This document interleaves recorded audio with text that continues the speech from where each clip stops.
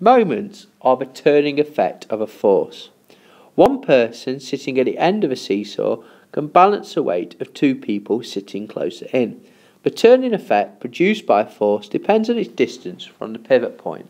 So, this person on the left is further away from the green pivot point than the two on the right, and he's managed to balance out the two on the right because he is further away from that middle point.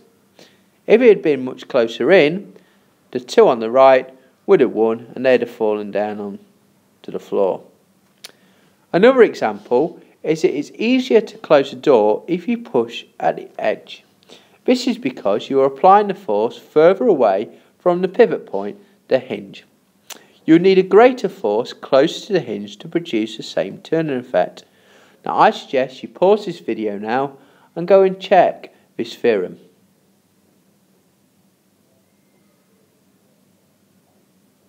Right, so now you know that to be true, let's see what the equation is to find the moments. So as I said, moment is the turning effect of a force. So to find the moment, all you do is you do the force times by the perpendicular distance, and the units are going to be Newton meters because force is measured in newtons and distance is measured in meters. So if we find the moment about the point P in this question, so all we do is we do the force, which is 5, times by the perpendicular distance, which is 7. So the moment is 35 Newton meters. Right, if we look at a slightly more difficult example here, it says the diagram shows a set of forces acting on a light rod. Calculate the sum of the moments about the point P. Now what we do is we need to find the sum of the moments acting anti-clockwise and the sum of the moments acting clockwise. So I like to indicate on my diagram which forces are acting clockwise and which ones are acting anti-clockwise. So if we look at the 5 first, it's going to be turning around clockwise. If we look at the 4 now, that would be anti-clockwise, and the 3 also would be anti-clockwise. So let's first look at the total of clockwise forces at moments.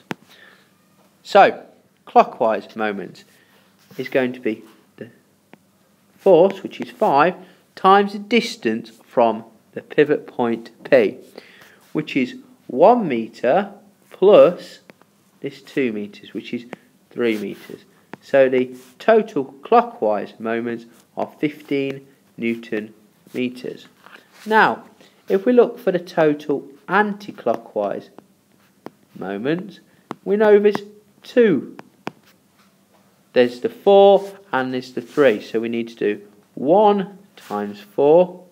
So 4 times 1, and we need to add on 3 times 1. So that's 4 add 3, which is 7 Newton meters. So the total sum of moments here is going to be 15 take away 7, which is 8 Newton meters, and because there's more on the clockwise moments, it's going to be turning clockwise.